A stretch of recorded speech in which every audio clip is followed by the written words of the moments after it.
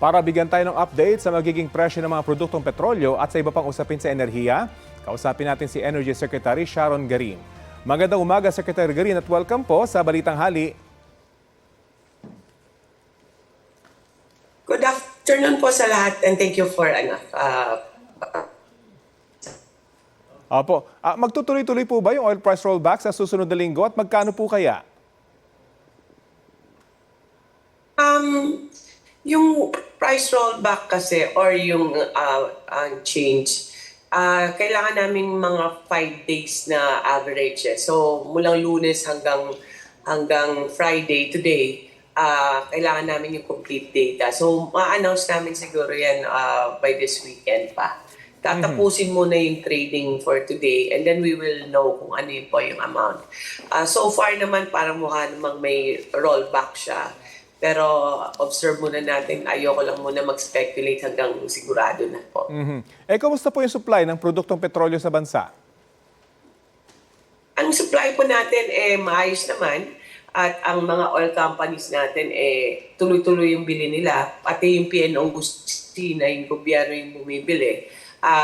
Hanggang mga 54 days ang ating supply. So, enough yung 54 days na yan para maghanap pa ng dagdag pa habang kinukonsumo natin. So, so far po steady lahat po ng mga produkto, gas, diesel, kerosene, tsaka LPG, even jet fuel.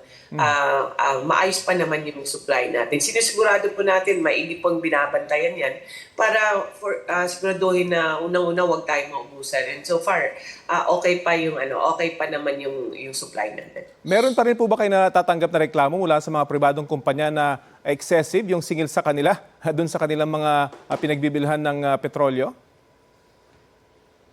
Mahal pa rin yung bili sa international kasi imported lahat So lahat po na ini-import natin, buong buwan ng March and April, very expensive siya.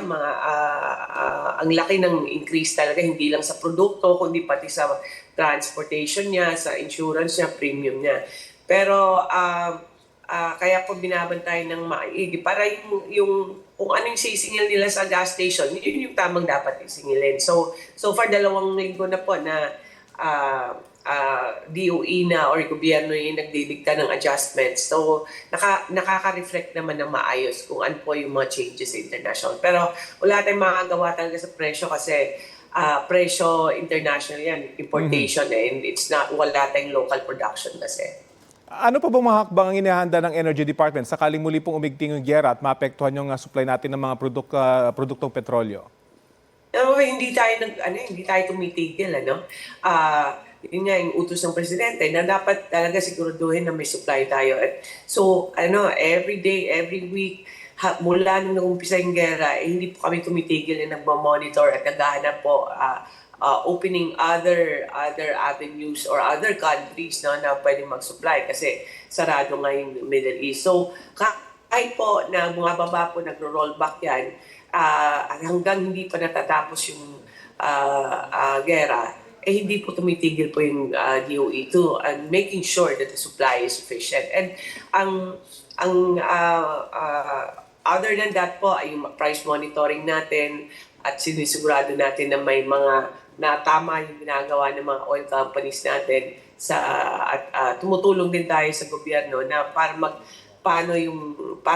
matulungan yung mga drivers din ng jeepney. So hindi po nagsa-stop yung DOE hanggang po tuloy-tuloy po to hanggang matapos na talaga yung gera. Hindi lang ceasefire, kundi talaga kailangan matapos na talaga yan. Ito po, malapit talaga sa sikmura. Sa LPG, may nakikita rin ba kayong rollback para sa buwan ng Mayo? I think ang BIR nag-issue na ng guidelines paano po mag-reflect po ang ating excise tax na suspension.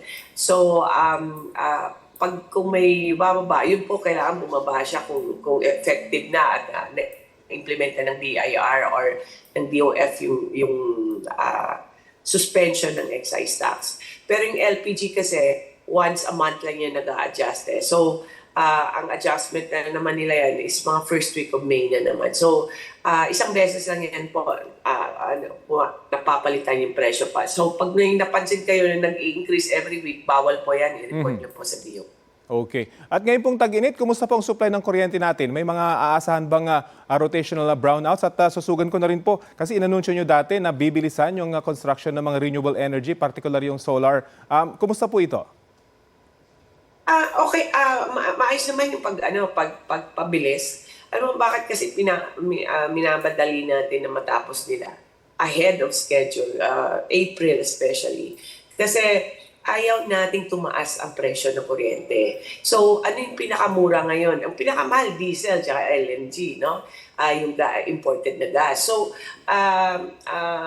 umpisa pala yung gera, nagplano na kami na kailangan gamitin natin yung mas murang kuryente, which is renewable, tsaka yung coal. So far, kasi nung umpisa talaga kasi, napansin namin sa simulation, nag-calculate kami kung ganitong mga senaryo, parang hanggang 12 pesos yata yung increase hindi, 7 pesos pala yung increase ng electric per kilowatt hour natin. So ngayon po hindi po na papansin ng mga tao kasi ang increase ko centavos lang or yung magit konting 1 peso lang. Kasi po naplanuhan po. Kaya po yun po yung epekto ng napaaga po yung mga construction, ang completion, tsaka ununahan natin sa market. So hindi po nararamdaman ng tao. Walang dagdag na perwisyo kasi DOE and ERC were able to manage na walang increase siya. So ang mga maagang natapos na projects, nakatulong po yan para po ma-avoid po yung increase ng electricity rates. Okay, marami po tayong aabangan sa energy sector. Maraming salamat po sa oras na binahagi nyo sa Balitang Hali. Thank you po. Thank you at good afternoon. Yan po si Department of Energy Secretary Sharon Garin.